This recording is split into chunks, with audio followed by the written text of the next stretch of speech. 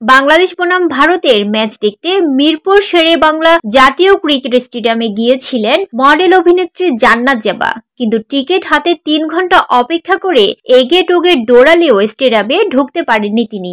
এমন পরিস্থিতিতে ম্যাচটি দেখতে পাবেন না ভেবে আবেগে স্টেডিয়ামের গেটে অঝরে কাঁদতে থাকেন জেবা। সেই সময়ের একটি ভিডিও সামাজিক মাধ্যমে ভাইরাল। সেখানে তার হাতে 2টি টিকিট দেখা গেছে।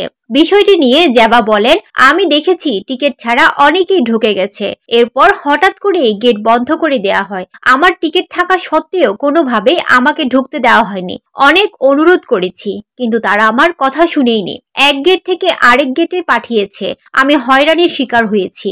অবশেষে 3 ঘন্টা পর জেবার কান্নার কারণে শেষ মুহূর্তে এক ব্যক্তি তাদের স্টেডিয়ামে ঢুকতে দেন বলে জানান জেবা। তিনি বলেন, আমি বাংলাদেশের ক্রিকেটকে ভালোবাসি। ক্রিকেট আমার আবেগ। টিকিট কেটেও যখন ভেতরে ঢুকতে পারলাম না, তখন অটোমেটিক আমার কান্না চলে আসছে। শেষ মুহূর্তে খেলা দেখার সুযোগ পেয়েছি, কিন্তু পুরো ঘটনা সুখকর ছিল না।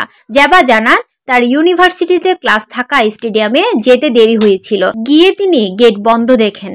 তার দাবি, গেট খুলে টিকিট ছাড়াও অনেক মানুষকে ঢুকানো হয়েছে, কিন্তু তাদের ঢুকতে দেওয়া হয়নি। জেবা জান্নাতকে প্রথম দেখা যায় জয়নাল হাজারীর লাইভ শো অনুষ্ঠানে। সেখানে জেবার উপস্থাপনা করার কথা ছিল। জয়নাল হাজারী মারা যাওয়ায় তাকে আর সেখানে দেখা যায়নি। পরে টেলিভিশন নাটকে নিয়মিত হন জেবা।